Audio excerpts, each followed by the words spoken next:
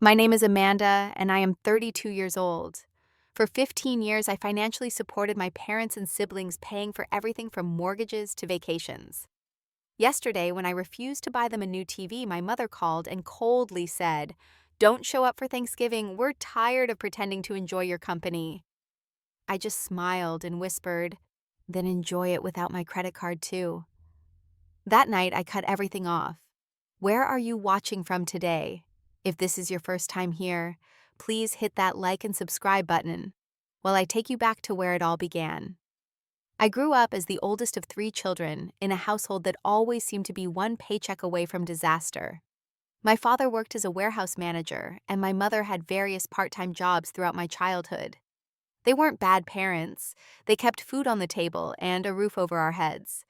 But there was always an undercurrent of financial stress that permeated our lives. As the oldest, I learned early on that my role was to help to be responsible to make things easier for everyone else. By 12, I was babysitting my younger siblings, Tommy, who was 7, and Lily, who was 5. By 14, I had started working weekends at the local grocery store, handing over most of my paycheck to help with bills. My parents never explicitly asked for the money. It was just understood that this was my contribution to keeping our family afloat. School was my escape. I threw myself into academics, staying late at the library because it was quiet and had heat in the winter when our house was kept frigid to save on utility bills. My teachers noticed my aptitude and encouraged me. By junior year, I was at the top of my class, and college recruiters started reaching out. The possibility of a scholarship became real, and with it, a path to a different kind of life. When I brought home brochures from UCLA, Stanford, and other schools that had expressed interest, my mother's reaction wasn't what I expected. "Those are all so far away," she said, frowning at the glossy images of sunny California campuses. "What about State University? It is only 30 minutes from home. You could commute and save money." "But Mom, I might get a full ride to UCLA," I explained, trying to hide my excitement. "It wouldn't cost anything." "There are other costs besides tuition, Amanda," she replied. "And who would help with Tommy and Lily? I picked up more hours at the department store, and your father is already working overtime." The guilt was immediate and overwhelming. Who was I to pursue my dreams when my family needed me? When I received the full scholarship offer from UCLA, I turned it down and accepted the partial scholarship from State University. I told myself it was the right choice. I could still get my degree while helping my family. It was the responsible thing to do. College while living at home meant continuing my role as part-time parent, housekeeper, and financial contributor. I worked 2 jobs while maintaining a full course load in finance, often studying late into the night after making dinner, helping with homework and cleaning up. My parents seemed to take my contributions for granted, rarely acknowledging the strain I was under. What was odd, though, was how differently they treated Tommy and Lily. They were encouraged to join sports teams, participate in school activities, and spend time with friends. When Tommy wanted a new gaming system, they somehow found the money. When Lily needed dance lessons, they made it work. Meanwhile, when I needed a new laptop for school, I was told to save up for it myself. I remember one particular evening during my junior year of college. I had just been named for a prestigious internship at a financial firm in the city. When I shared the news at dinner, my mother nodded absently and immediately turned to Lily to ask about her upcoming dance recital. My father at least said, "That is nice," before asking if the internship was paid and how much I would be able to contribute to the household. Despite everything, I excelled in my finance program, graduating with honors and securing a job at one of the top investment firms in the city. My starting salary was more than my parents had ever made combined, and I was proud to be able to help them more substantially. At first, it was just covering emergency expenses, a broken water heater, a car repair, unexpected medical bills. But gradually, my financial support expanded to regular contributions toward their mortgage, car payments, utilities, and even groceries. By the time I was 25, I was effectively supporting my entire family. Tommy was in college by then on a partial athletic scholarship, but I covered his remaining tuition, housing, and expenses. Lily was finishing high school and had expensive tastes that somehow became my responsibility to fulfill. My parents had both reduced their work hours, citing health concerns that never seemed to require actual medical treatment. The strangest part was that despite my financial contributions, I felt increasingly peripheral to the family. When they planned vacations that I paid for, the itinerary was created without my input. Family dinners were scheduled around everyone's availability except mine. My mother would make Tommy's favorite meals when he came home from college, but rarely asked about my preferences. I remember bringing this up once, tentatively asking my mother why she had not consulted me about the family trip to Florida that I had funded entirely. Her response cut deep. "Well, you are always so busy with work, Amanda. We did not want to bother you with the details. Besides, you are not really a beach person, are you?" The truth was, I had no idea if I was a beach person or not. I had never had the time or money to find out what kind of vacation I might enjoy. Every spare dollar and minute went to my family or my career, which was necessary to support my family. It was around this time that I became friends with Jessica, a colleague at my firm. We were both putting in long hours on the same project and often grabbed late dinners together. After a few months of friendship, during which she heard countless stories about my family situations, she asked me point blank, "Amanda, do you realize your family is using you as their personal ATM?"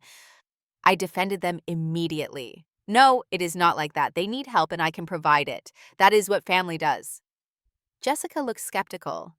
Family supports each other reciprocally. When was the last time they supported you? In any way? Emotionally, practically? Her question rattled me because I could not come up with an answer. When had my mother last asked about my day, my goals, my happiness? When had my father expressed pride in my accomplishments rather than just gratitude for my financial contributions? When had Tommy or Lily offered to help me with anything? Around the same time, I met Michael through a client event. He was kind, thoughtful, and genuinely interested in me as a person, not what I could provide. Our relationship developed slowly. My long work hours and family obligations left little time for dating. But Michael was patient and understanding, though I could tell he was troubled by the dynamics with my family. 6 months into our relationship, I had to cancel our weekend plans because my mother called saying they needed $4,000 immediately for a plumbing emergency. Michael gently suggested that perhaps I should see the plumbing issue myself before transferring the money. When I called back and said I would come over to assess the situation first, my mother became defensive and eventually admitted the money was actually for Lily's spring break trip with friends. Somehow this had become an emergency that I was expected to fund. For the first time, I said no. The reaction was immediate and intense. My mother went from cajoling to angry to tearful within the span of our 30-minute call. My father called next, expressing disappointment in my selfishness. Tommy texted that I was ruining Lily's one chance at a normal college experience. And Lily herself sent a series of increasingly dramatic messages about how I was destroying her social life because I suddenly decided to be stingy. After that barrage, I sat in my apartment feeling shaky, but also strangely liberated. It was the first time I had set a boundary with my family, and though their reaction was painful, something had shifted in me. Maybe Jessica was right. Maybe this relationship was not as normal or healthy as I had convinced myself it was. By the time I turned 32, the pattern with my family had solidified into something I could no longer ignore. I was now a senior financial advisor with a significant salary. But my personal finances were still surprisingly precarious because so much of my income went directly to my family. I had little in savings, minimal retirement funds, and had delayed buying a home because my money was constantly flowing outward.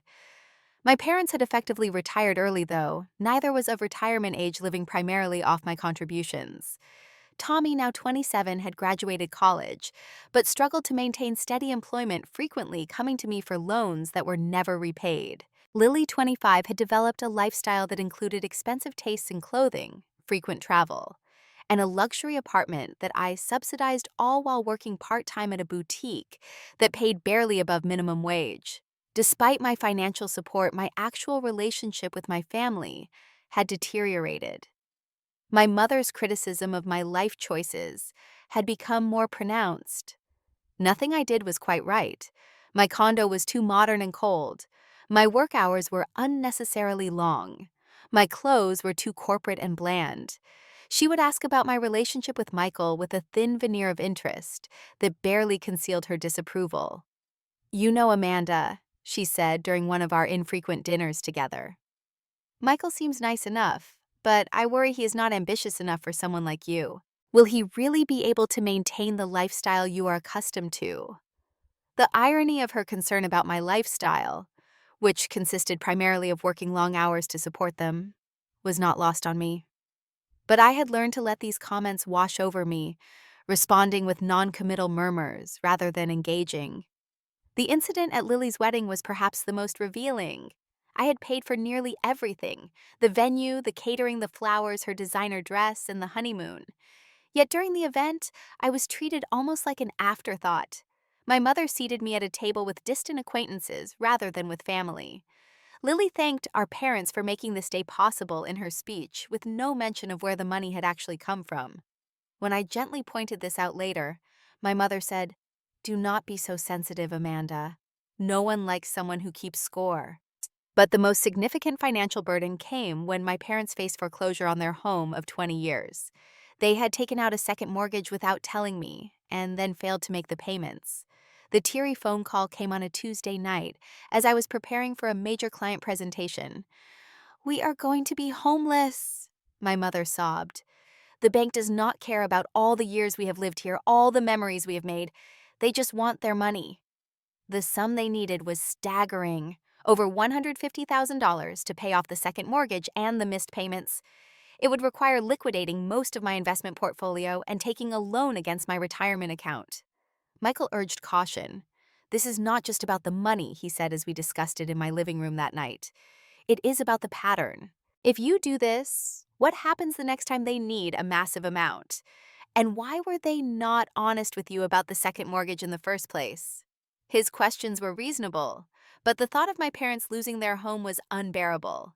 In the end, I decided to buy the house outright, transferring it into my name, while allowing them to continue living there. It seemed like the cleanest solution. They would have housing security, and I would have an asset rather than just giving them money that might disappear. This arrangement, however, created a new dynamic. Though I legally owned the house, my parents continued to treat it entirely as their own, making modifications, without consulting me and even expressing resentment when I occasionally stayed in what had been my childhood bedroom. "It feels like you are checking up on us," my mother commented during one such visit. "We may not be the owners on paper, but this is still our home." The constant stress of managing my family's financial needs while trying to build my own life began to take a physical toll. I developed insomnia, frequent headaches, and digestive issues. My doctor warned me about the effects of chronic stress and suggested therapy. I dismissed the idea at first. Who had time for therapy? But after a particularly severe panic attack that sent me to the emergency room, I finally made an appointment. Around the same time Michael proposed. It was a beautiful moment, just the two of us, at a quiet restaurant where we'd had our first date. The ring was perfect, subtle and elegant, exactly my taste. For a brief shining moment, I felt pure happiness. Then came the thought, how will my family react? Their reaction was worse than I had anticipated. My mother's first question was whether we would have a long engagement, followed quickly by concerns about wedding costs, and whether they would be expected to contribute. They would not and never had been. Tommy asked if Michael had signed a prenup, considering the financial disparity between us. Lily's response was to immediately start planning my bachelorette party, an extravagant weekend in Las Vegas that she expected me to fund for all her friends as well. Not once did anyone simply say congratulations or "we are happy for you." Not once did they express any interest in my feelings or my future. It was in that moment, standing in my parents' kitchen as they discussed my engagement in entirely transactional terms, that something inside me finally broke. The careful facade I had maintained, that we were a normal family with normal give and take, crumbled completely. I left early that day, driving home in a daze. That evening, I called the therapist my doctor had recommended and scheduled my first appointment for the following week. Dr. Karen Wells was a woman in her 50s with a calm demeanor and direct approach that immediately put me at ease. In our first session, I found myself pouring out 15 years of history. The scholarships declined, the career chosen specifically for its earning potential, the endless financial demands, the emotional distance, all of it. When I finished speaking, Dr. Wells was quiet for a moment before asking, "Amanda, have you ever heard of financial abuse?" I shook my head. I always thought of that as something that happens in romantic relationships, like when someone controls their partner's money. It can occur in any relationship, including within families, she explained.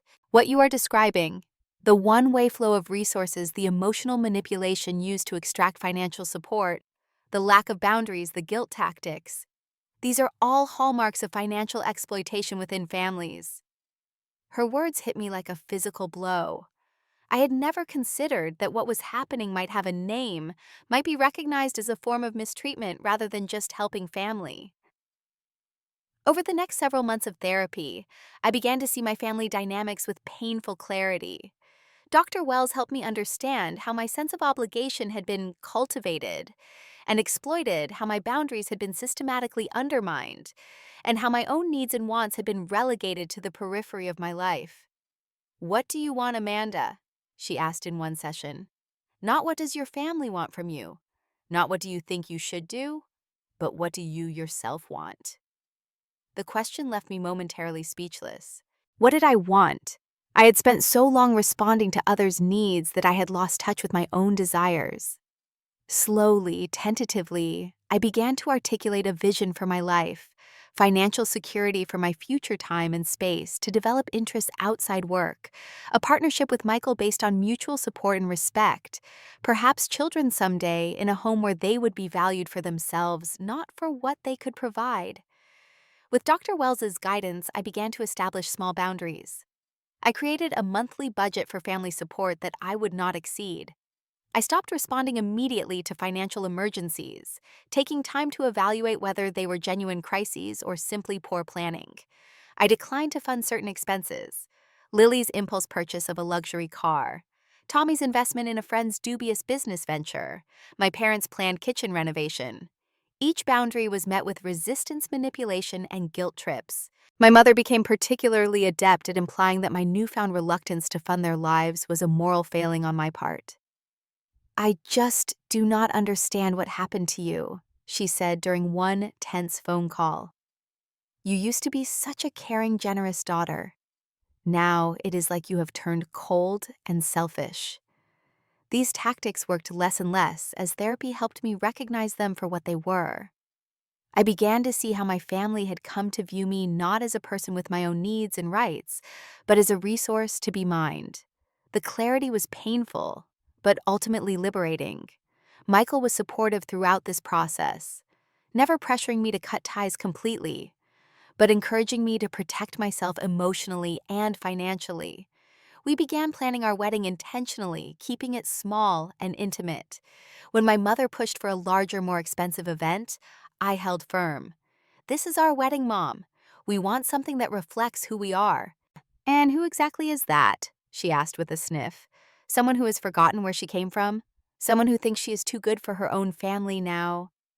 These barbs still hurt, but I was learning not to let them derail me. Our wedding planning continued, with savings gradually accumulating in our joint account.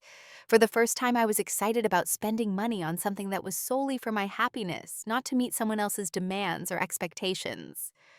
Of course, the family financial demands continued, but now there was a new edge to them when I declined or limited my support.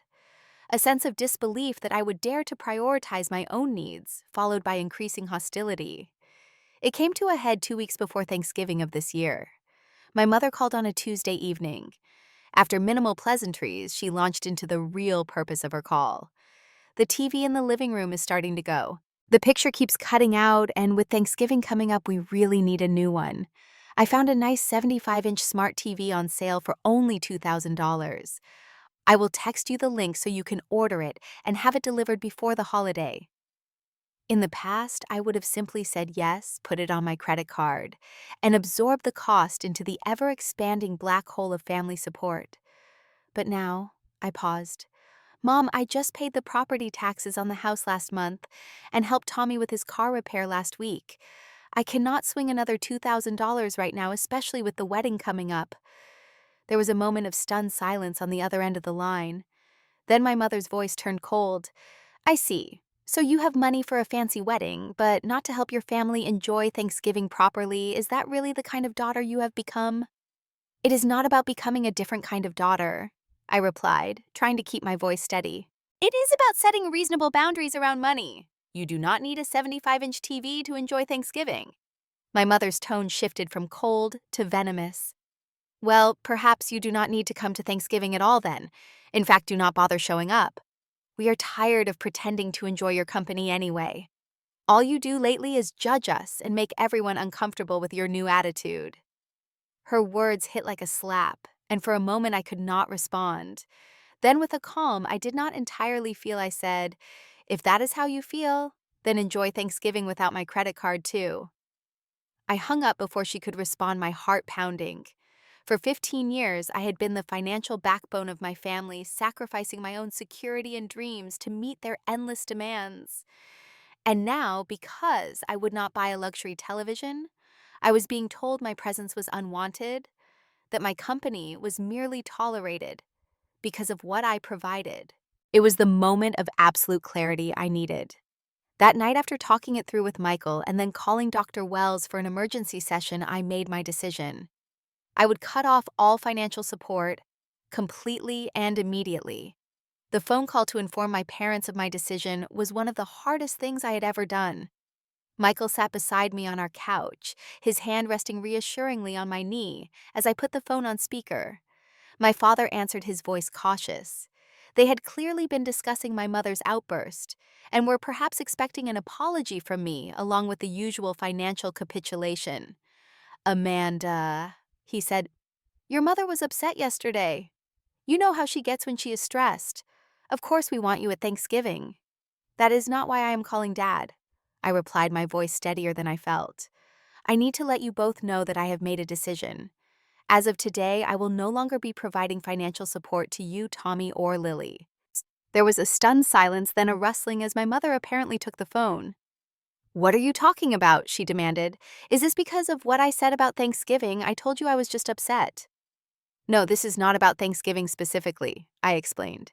"It is about 15 years of one-way financial support that has been taken for granted and has created an unhealthy dynamic in our family. I have been treated as a resource, not as a daughter or sister." "That is ridiculous," my mother sputtered.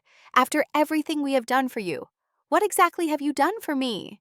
I asked the question genuine rather than confrontational. When was the last time either of you supported me in any way, emotionally, practically, or financially? When was the last time you asked about my hopes or dreams or struggles without immediately turning the conversation to what I could give you? My father tried a different approach.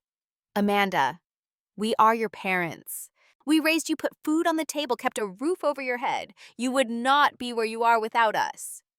You did the basic legal requirements of parenthood until I was 18. I acknowledged. "And I have spent the 15 years since then supporting you financially at the expense of my own security and well-being. I would say any debt has been more than repaid." My mother's voice turned tearful. "How will we manage? You know we cannot afford the mortgage on our own. We will lose our home." "The home is in my name," I reminded her gently. "I will not evict you, but I will be setting up a reasonable rent payment that reflects what you can actually afford based on your Social Security and pension. If you choose not to pay it, we can discuss downsizing options." The conversation deteriorated from there. My mother cycled through tears, accusations of ingratitude, reminders of all they had supposedly done for me, and finally, threats about family relationships being permanently damaged. My father alternated between attempted guilt trips and angry declarations that I had changed and not for the better. Through it all, I maintained my calm, repeating my decision and the reasoning behind it. When my mother finally declared that I was dead to her if I went through with this, I simply replied, "I am sorry you feel that way. I hope someday we can rebuild our relationship on healthier terms. I love you both, but I need to love myself too." After hanging up, I sat in silence for a few minutes, Michael's arm around my shoulders. Then I pulled out my laptop and began the methodical process of financial disentanglement. I canceled automatic transfers to my parents' accounts. I removed their access to my credit card accounts. I contacted Tommy and Lily's landlords to inform them I would no longer be subsidizing their rent after the current month. I called the utility companies where I had established payment arrangements and closed those accounts.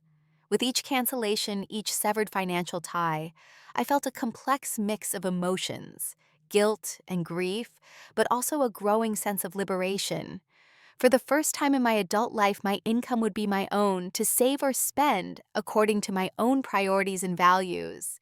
The fallout was immediate and intense.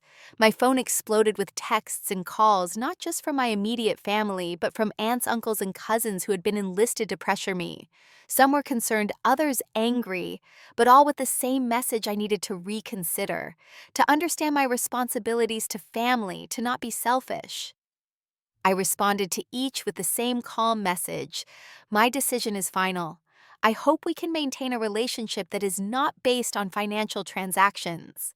Then Tommy showed up at my office the next day, causing a scene in the reception area, until security escorted him out. Lily launched a social media campaign, posting thinly veiled comments about ungrateful siblings and family betrayal. My parents left multiple voicemails, each more desperate or angry than the last. Through it all, I held firm. Dr. Wells had prepared me for this extinction burst. The escalation of manipulative behavior that often occurs when established patterns are disrupted. Understanding it as a predictable response rather than a sign I was making a terrible mistake helped me weather the storm. Within a week, the intensity began to subside. My family seemed to realize that their usual tactics were not working. The calls and messages became less frequent, though no less guilt-inducing when they did come.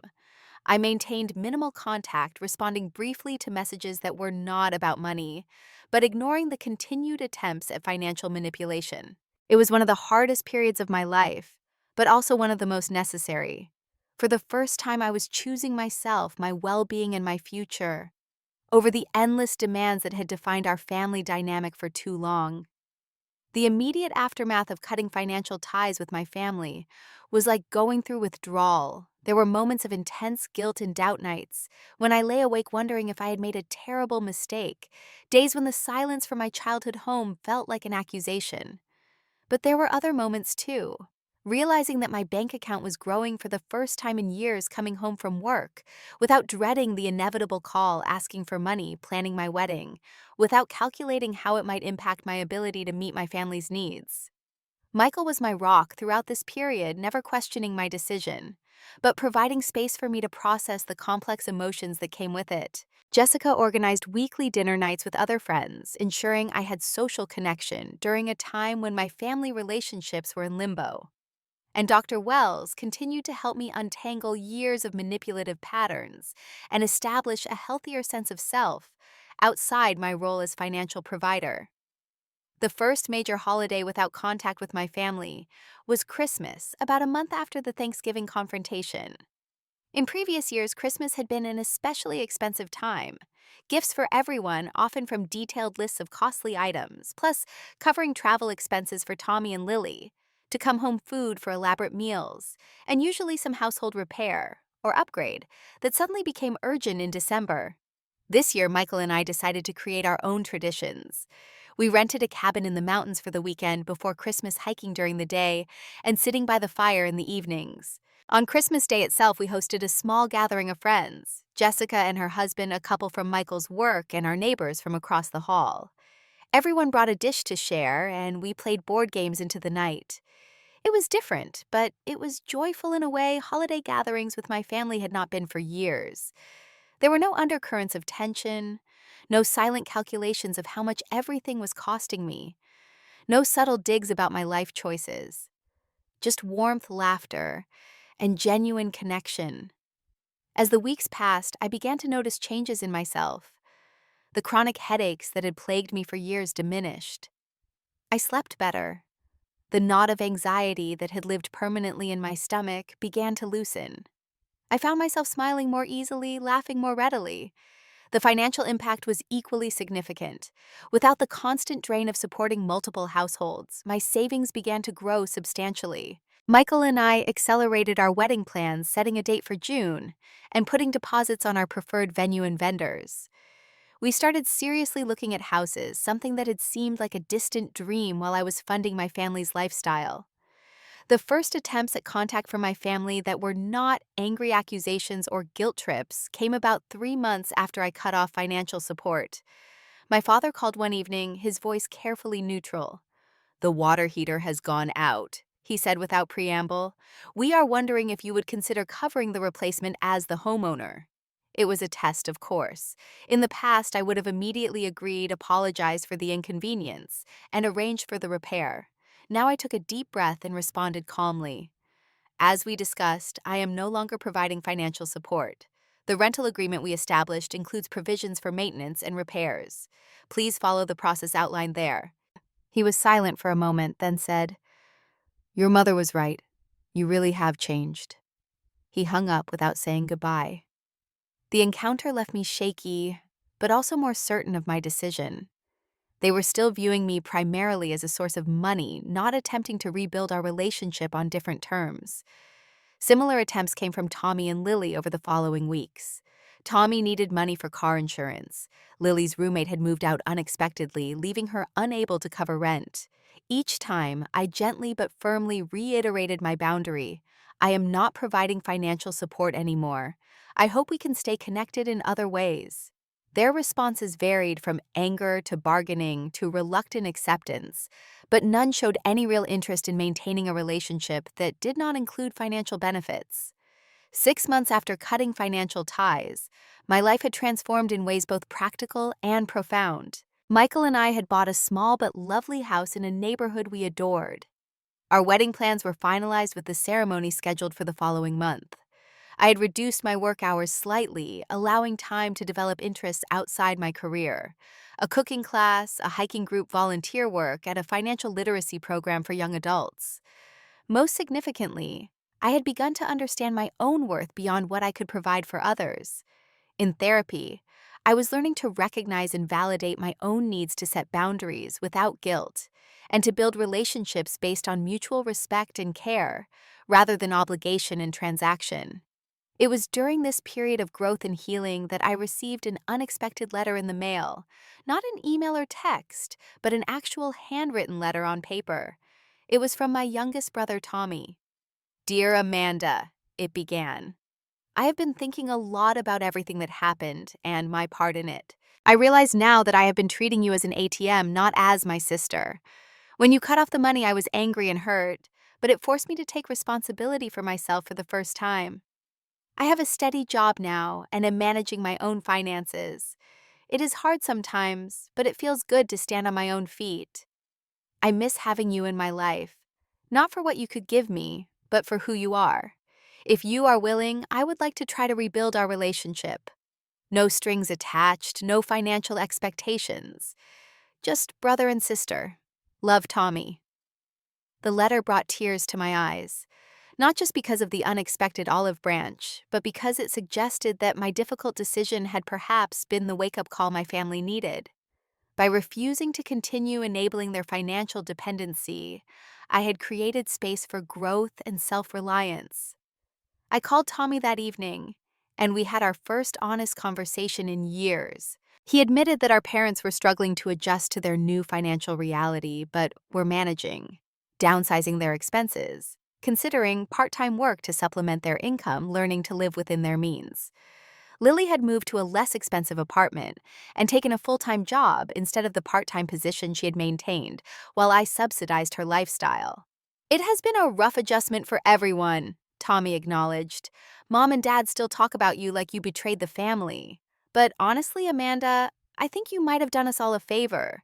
We were all stuck in this unhealthy pattern, and none of us had any incentive to change, as long as you kept covering everything." His words were a balm to the lingering guilt I still carried. Perhaps my boundaries had not been selfish after all, but ultimately beneficial for everyone involved. 1 year after I had cut off financial support to my family, my life had transformed in ways I could never have imagined. Michael and I were settled into our new home, married in a beautiful ceremony surrounded by friends who genuinely celebrated our happiness. My career continued to thrive, but now it served my own goals and dreams rather than functioning solely as a support system for my family. The changes were not just external.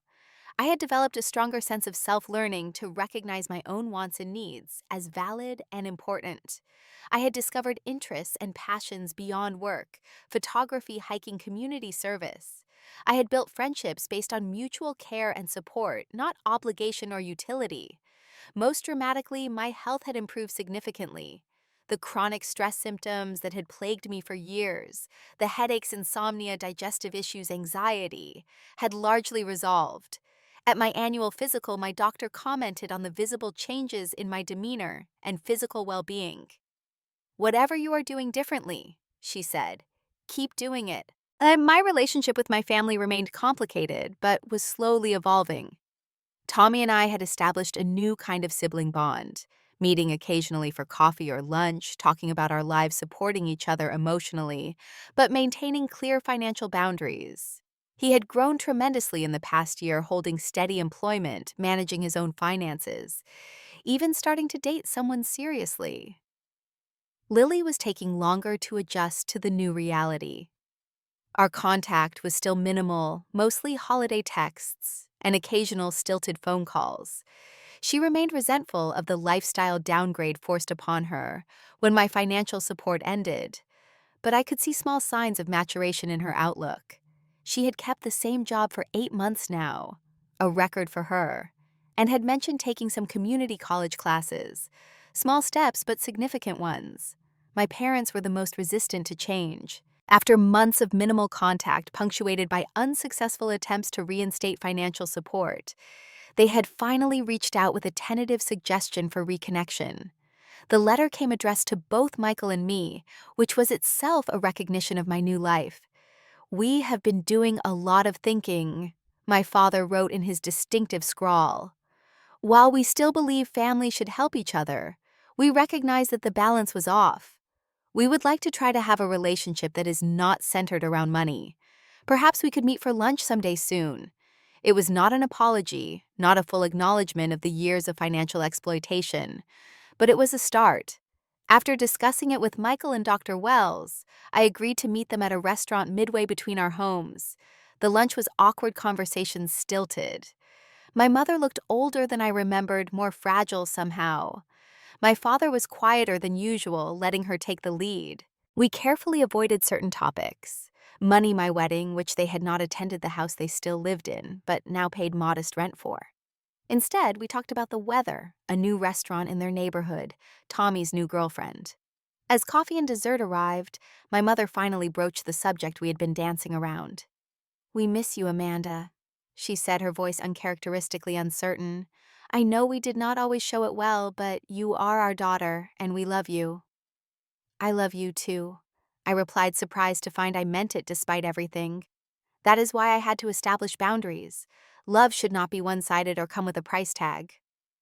My mother flinched slightly but nodded. "We are trying to understand that. It has been an adjustment, but we are managing." "I heard you took a part-time job at the library," I said. My father nodded. 3 days a week. It is not much, but it helps with the bills. And your mother has started watching the neighbors' children 2 afternoons a week." I felt a surge of something like pride. They were in their early 60s, certainly not too old to contribute to their own support. "That is great," I said sincerely. "How do you like it?" The conversation shifted then, becoming more genuine as they talked about their new routines, the challenges and small satisfactions of working again after years of depending on me. There was a dignity in their descriptions that had been missing in our previous dynamic. As we prepared to leave, my mother hesitated, then asked, "Would you consider coming for Christmas this year?"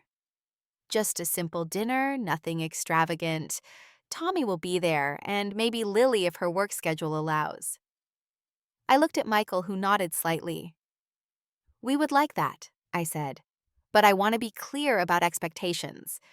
We will come as family, not as financial resources. We will bring a dish to share and modest gifts, but that is all." My mother's lips tightened briefly, but she nodded. "Of course. That is understood." It was a tentative new beginning fraught with old patterns that might easily resurface. But it was also an opportunity to establish a healthier family dynamic, one based on mutual respect rather than financial dependency. On the drive home, Michael asked how I was feeling. I considered the question carefully. Cautiously hopeful, I finally said. I do not expect miracles or complete transformation, but I think maybe by standing firm in my boundaries, I have created space for all of us to develop a healthier relationship. You know, Michael said thoughtfully, what you did took incredible courage. Walking away would have been easier in some ways than staying engaged while changing the terms of engagement. His words resonated deeply. It had indeed been harder to maintain connection while establishing boundaries than it would have been to simply cut all ties. But the tentative new relationship that was emerging felt worth the effort and pain. In the year since that fateful Thanksgiving call, when my mother had coldly told me not to show up, and I had calmly responded by cutting off financial support, I had learned profound lessons about family dynamics, about enabling versus truly helping, about the difference between guilt and genuine responsibility. I had discovered my own worth beyond what I could provide for others. And perhaps most importantly, I had learned that sometimes saying no is the most loving thing you can do, not just for yourself, but ultimately for everyone involved. As our house came into view, I felt a deep sense of peace settle over me. This home, this marriage, this life, they were mine, built on my own terms, reflecting my own values. The path forward with my family might be complex and uncertain, but I would navigate it from a position of strength and self-respect, not guilt and obligation. I had discovered that standing up for myself did not make me selfish or cold. It made me whole. And from that wholeness, I could offer authentic love and support, with healthy boundaries intact. Have you ever had to set difficult boundaries with family members who were taking advantage of your generosity? How did you handle the guilt and manipulation that often follows? Share your experiences in the comments below. Remember that taking care of yourself is not selfish. It is necessary for your well-being and for creating healthier relationships. If this story resonated with you, please subscribe, and share with someone who might need permission to set their own boundaries. Thank you for listening, and remember, you deserve to be valued for who you are, not just what you can provide.